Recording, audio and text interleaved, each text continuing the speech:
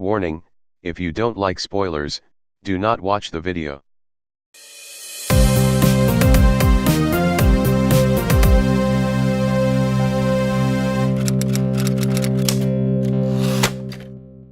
Hi, welcome to Some Film Snobs. This is Quick Take.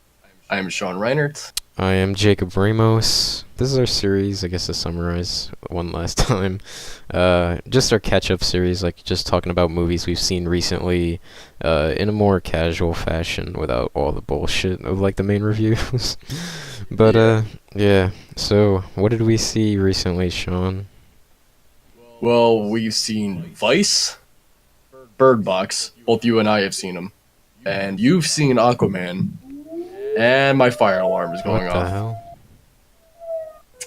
We'll just wait that out. Every time there's a fucking blooper. Every time Every in the time. beginning. This is getting left in.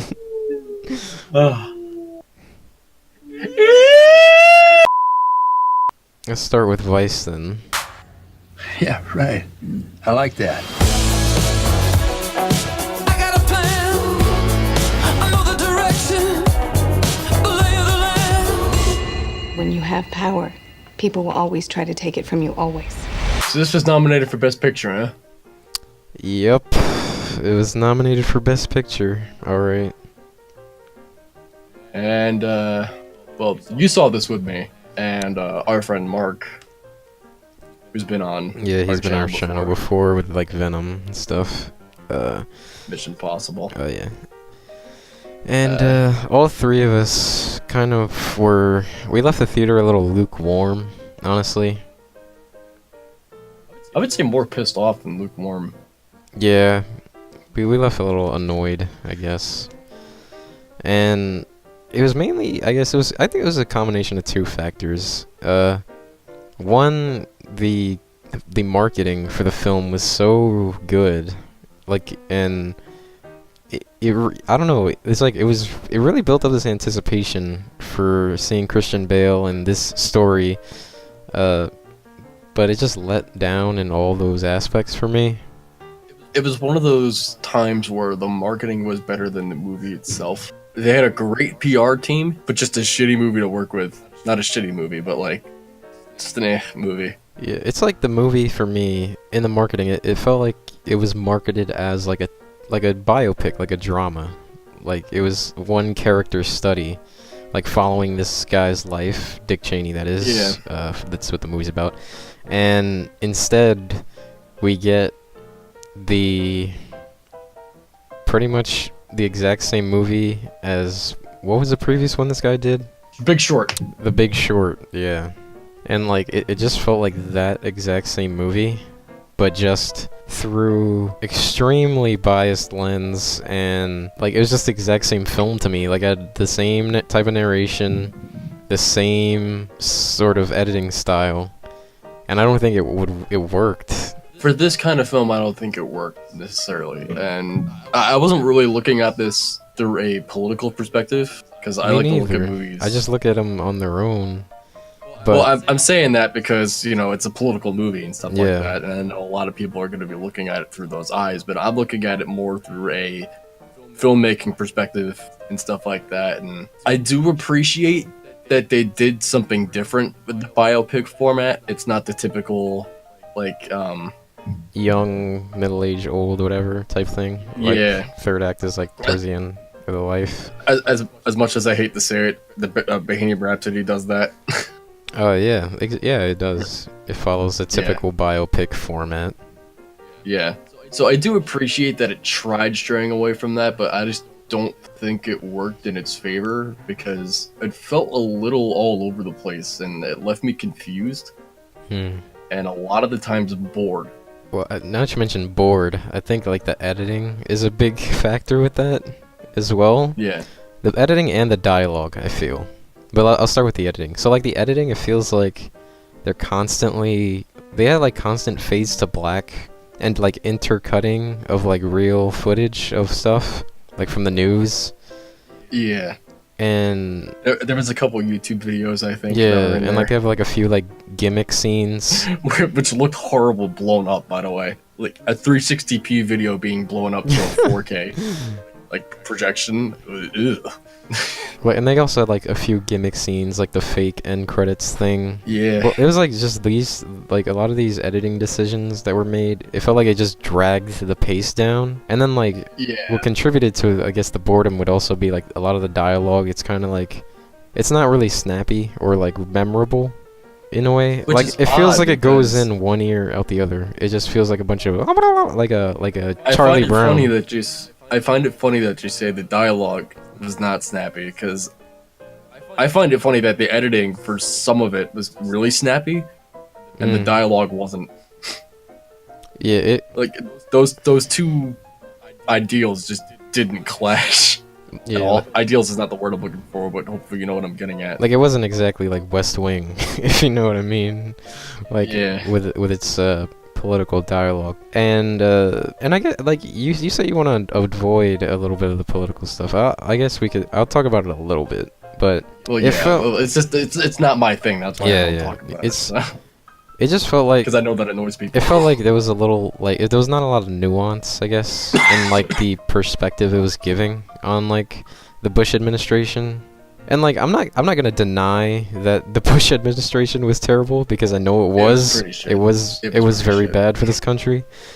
But like it seemed like they were creating a negative perception from the beginning. When it's supposed to be about a guy's life, and I feel like when you're dealing with an individual person with doing individual things, it felt like they were just portraying him as just this big, like, evil dude who fucked up America. But then they had like this Yeah. one thing about like his gay daughter, which was like his only redeeming quality in the film. Yeah. It was kind of like they wanted to have that in there for like the grayness, but like it felt like they would show him doing all this shitty stuff, and then the narrator, which we'll get into later, the narrator would just say how shitty of a person Dick Cheney is, and like how all Republicans are evil.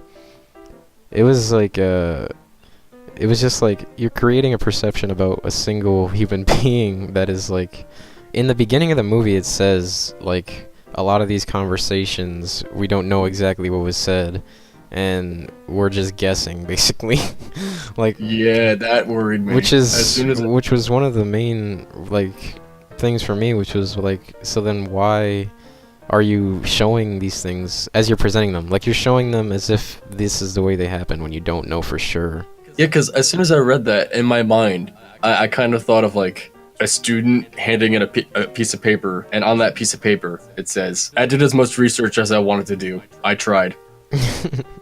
Well, it's like writing a history paper, but you didn't read anything from the textbook, Like you just copy and pasted from Wikipedia and called it. or a not day. even not reading from the textbook. Like the textbook doesn't exist. Like it's like you're just making assumptions about things that may or may not have been said or happened. Which is like, why include those things then at all, if not to skew the perspective of what actually happened? And I'm not saying I know what actually happened. I'm just saying they either should have done more research rather than make assumption, and provide 'cause more some of balanced it- perspective. Actually felt like consumption. I was like, "Do you know that's what happened that day? Like, Yeah, are you sure about that?" it's just Like- we're just questioning like decision making behind the creative decisions that were made. The narrator, I really feel like there was no point on him being there. Same, I agree on that too. I like to think Adam McKay was trying to do what he did with The Big Short, Mm. where, if I remember this correctly, it's been a long time, but was there like like in this movie, was there a separate character acting as a narrator? I think it was supposed to be like one of Dick Cheney's relatives or something. That was the narrator in this. It's Now, played by Todd from Breaking Bad. But The Are Big you Short had a supposed to similar be- thing. Where like an ordinary citizen, like, Yeah. what's the point of you being he's here? like randomly in Iraq and stuff. Maybe if you were like, they made it more clear Yeah. that there was some sort of relation. In this, it felt like the narration was just repeating information that I feel like the audience would already know. Yeah. And in The Big Short, I feel like the narration works because not a lot of people know shit about banking and accounting. So I felt like that was needed, but for this, it felt like it was just restating a lot of history and not feeling like it was needed. Yeah, exactly.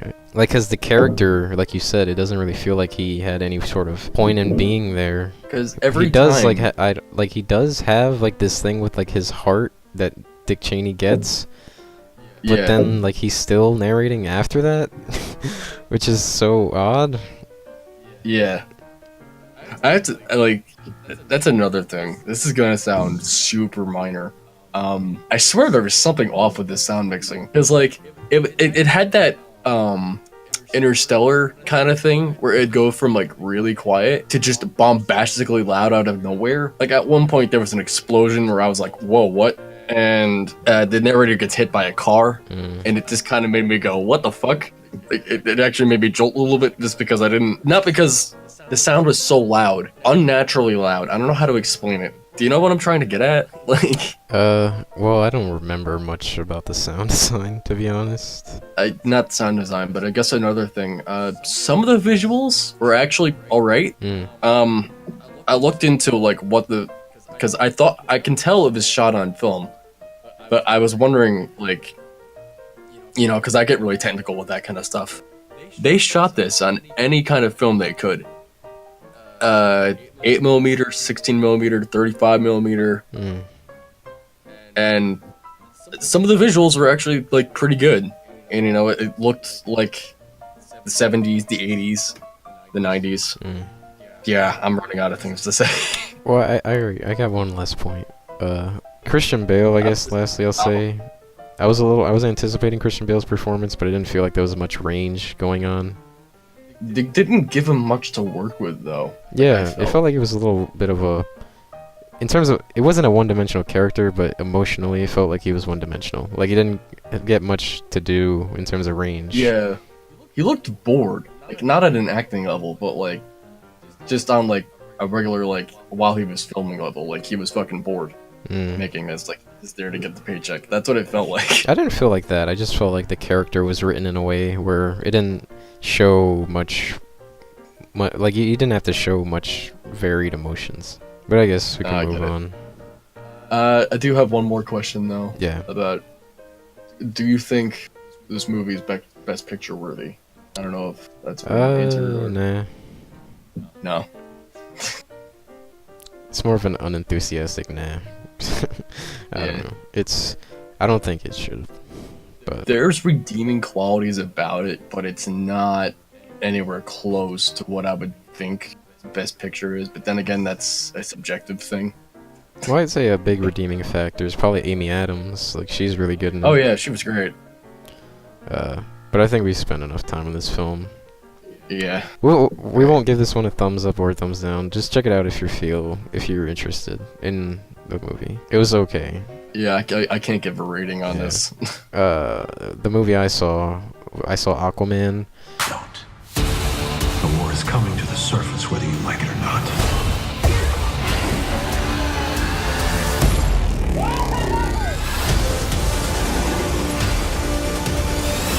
Your mother always knew you were special. I was pretty late.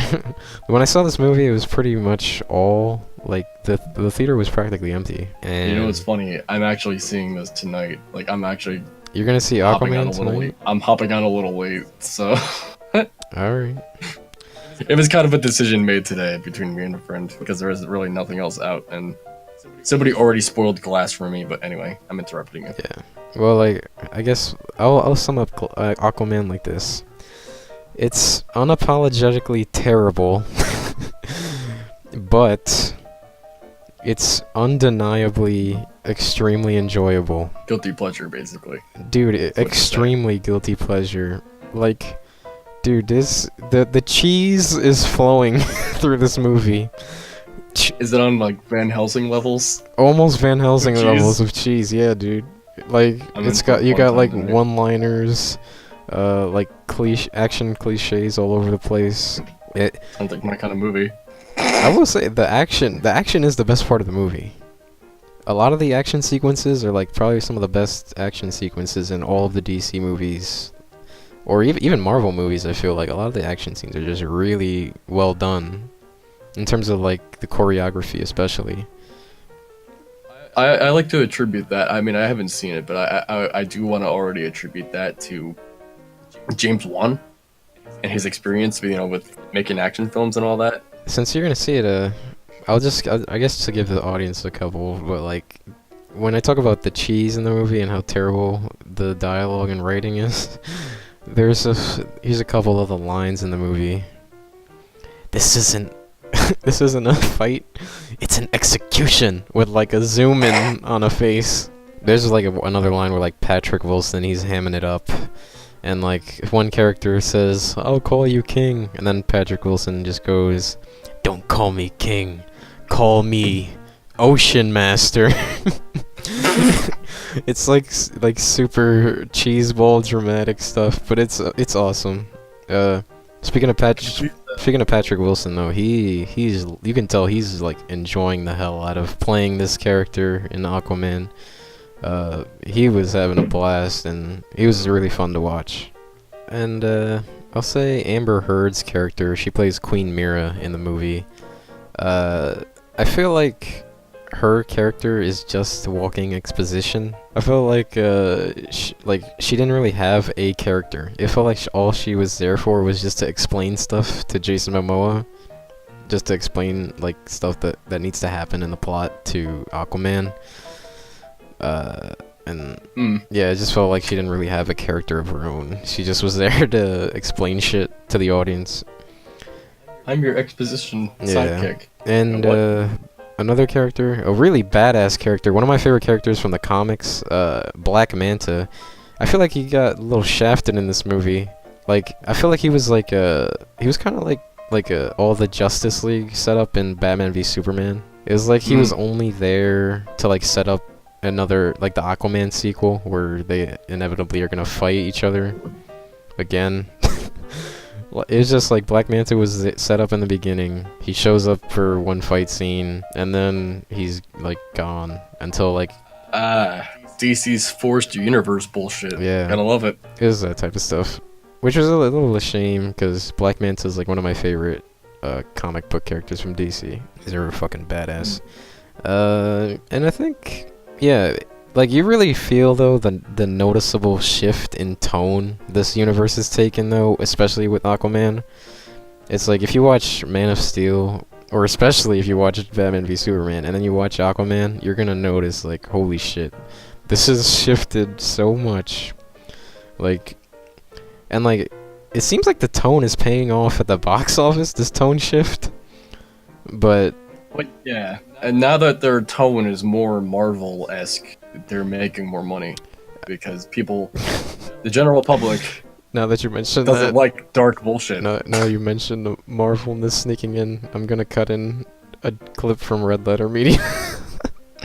But it'll surprise you later. It's like a Marvel movie. I hate Marvel movies, but I love this now that it's like one. Yeah, it seems like the tone shift has paid off for them at the box office, with Aquaman, I think, making $1 billion, and something like that. Yeah. But I feel like it still needs a lot of work in terms of the writing. Like, this movie, yeah, as fun as it is, it's still like, it's still not nowhere near a great movie.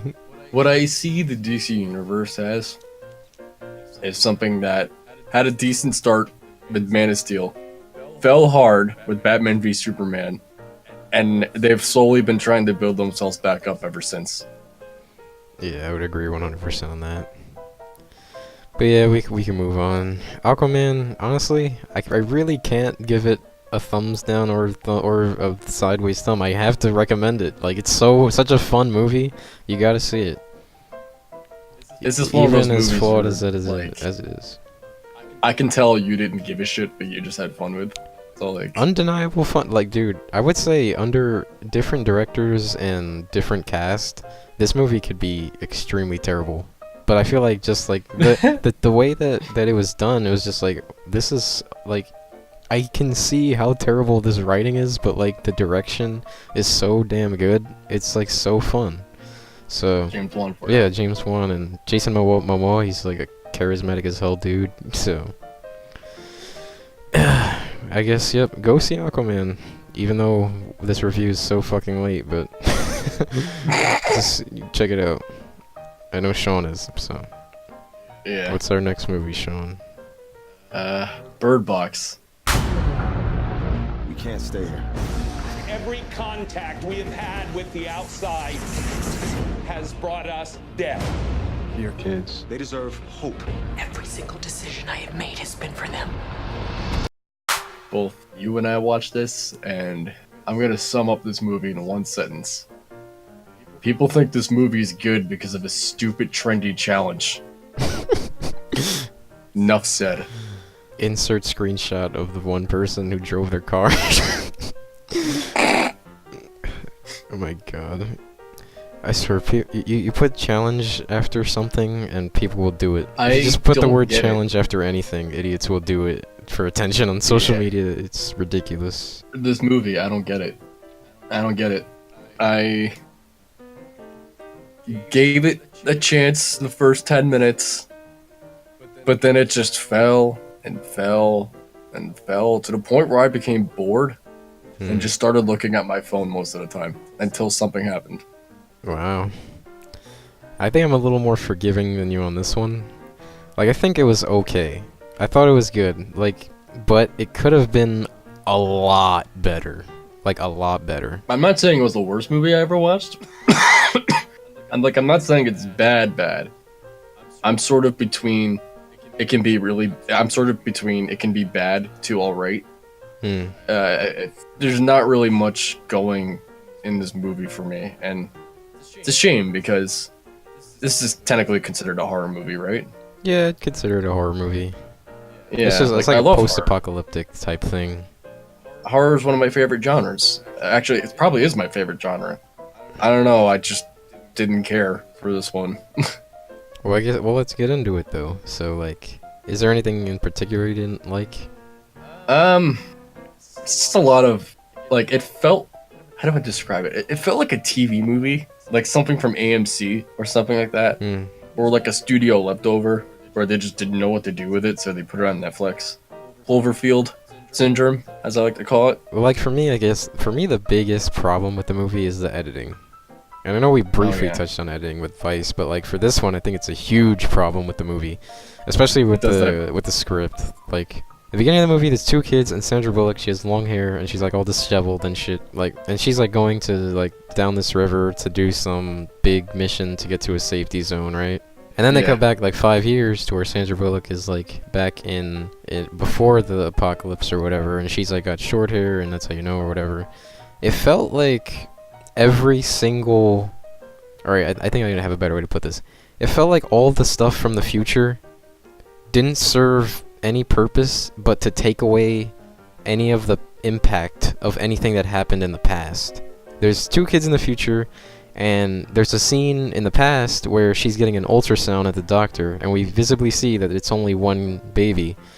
And then later in the movie, we see some other lady who's pregnant. You put it together in your head, you're like, oh, she's the mother of one of those kids, or whatever, in the future. Yeah. See, I kind of thought it was obvious once I saw she was pregnant. I was like, well, one of those kids is hers. But I predicted from the beginning that there was going to be another kid from, like, a victim or something, and I was right. I don't know, a lot of this movie felt kind of predictable. It is predictable because of the editing, though. I feel like if you just had the movie go in, like, in forward time, like, if you just had it from, like, the past to, like, the future, like, in order, and not, like, this cross-cutting stuff, I feel like the movie would have been way better. Here's a tip to movie editors. You are not Quentin Tarantino. Stop. Yeah, like, it felt like it just needlessly wanted to do... It just needlessly wanted to do that out of sync, like, out of whack, like, non-linear storytelling. When, like... See, to me... It just doesn't work for this. I might see that in a film like this, where it's just kind of It works for Tarantino, because he has good stories and stuff to go along with it. It's also written in a way that... Tarantino wrote it in a way that the scenes are meant to be out of order. Like, when you're talking about Pulp Fiction. Yeah, Pulp Fiction, I guess, is the main one. Like, yeah, sorry. Like, I guess the best example. Like, they're talking about foot massages and stuff like that, and how in the very beginning, and how Marcellus, he like kills a guy over a foot massage, and that like tells you that he's no one to be fucked with. And then like when you're jumping all around time and stuff, it's like, oh, that's set up this, that's set up that, but it works because in that non-linear fashion, because it was written for that non-linear fashion or whatever. Whereas this, it just felt like it was written from start to finish, and then in post they were like, oh, wouldn't it be cool if we put this here and put that there? I guess that's what I'm getting at, is that it doesn't feel like it was written naturally for this kind of editing. Yeah. And because of the way it was edited, everything felt out of place. I'd be repeating myself, but yeah. you know, I know what you're saying. But yeah, it would have worked a lot better if it just went from before the apocalypse to wherever they are now. You would have way more surprises, and it would just flow a lot better. Cause like even in the even when they're showing before the apocalypse, it's only like 5 minutes before like shit starts happening. Like there's only like 5 minutes of like setup, or 10 minutes. Yeah. So it's not even that long of like of before like the apocalypse happens. So I don't get why they felt the need to like have the big stuff in the beginning or whatever. Anyways, it's a really overrated movie, but I guess, I mean, there's one other thing I thought of while watching it. I know this is based off a book, and I'm not looking at it based on that, but it feels like it's trying to be a couple of different movies combined into one. Like, it sort of feels like... I know people get angry when people say this, but it does sort of feel like maybe a mix of, like, World War Z and A Quiet Place. Yeah. I don't know. I never read the book. I know nothing about the book. I just know that that was the source material for this movie. Yeah. But there was like elements of this movie that felt like it came from something else. I won't deny that, to be honest. It does feel very similar to A Quiet Place, but I don't know, I feel like A Quiet Place was way better directed, to be honest, than this. That was an original concept too, right? A Quiet Place? I'm pretty sure. Anyways, we'll just move on though. Yeah. What did you think of like Sandra Bullock and like her character's arc? I don't know. I guess that perfectly described this movie. I don't know. She had an arc, but like it was just so. How would you describe it? I would describe it as a little rough, like around the edges, I guess. Thank you. That's like, what I'm trying to say. Like, it was a little on the nose. Like, she doesn't want to be a mother or whatever. And, like, she literally names the kids boy and girl. Which was a little ridiculous. And I felt like that was where it was a little rough. Like, okay, we get it. Like, she's so...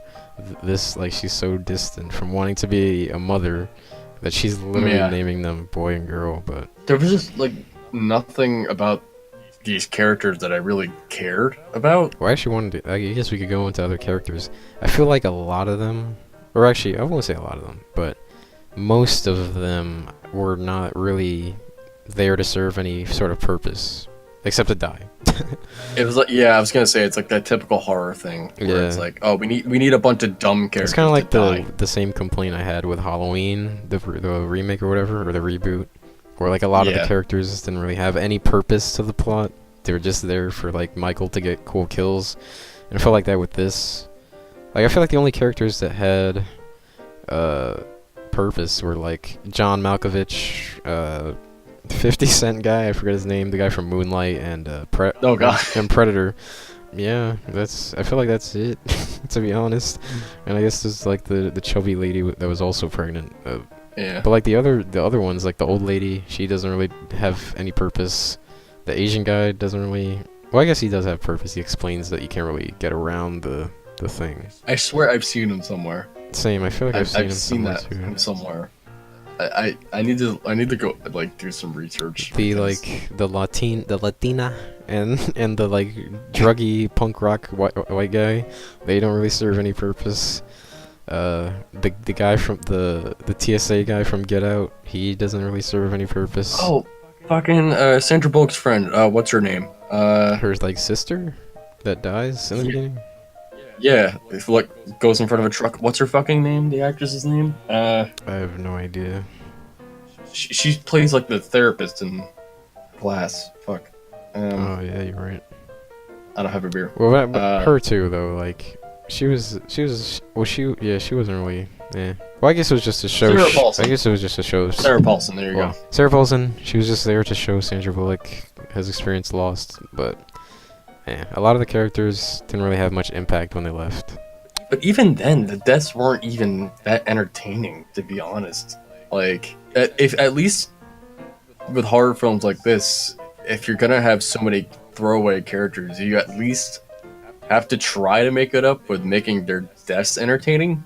Do like some sort of like, you think of like the Friday the 13th films, right? Yeah. A lot of those characters are pointless as hell, but you're just so entertained to see. You just want to see him get killed by Jason because he's so entertaining. Well, the Kevin Bacon one, it's like one of the best kills in all of horror. Some of the best special effects ever. Tom Savini. But yeah, I guess we'll wrap it up. Like, I'll say with the ending, it felt like the ending had a lot of unresolved things by the end. And I feel like a lot of these post-apocalyptic movies by the end, it's like, okay, what now?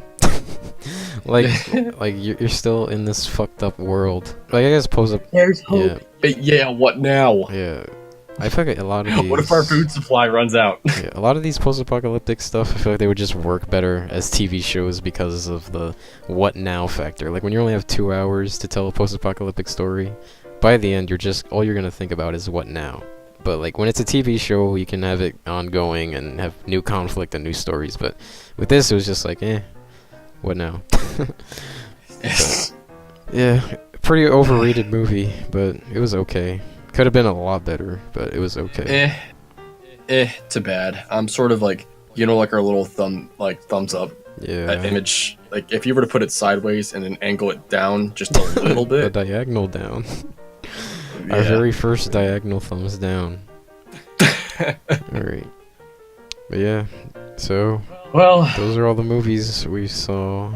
I saw as of recent, and we're pretty late on this, but a lot of these movies were a few weeks ago, but we figured we'd give our opinion to you guys. I'm Sean Ryder to Some Film Snobs. I'm Jacob Ramos. And cut.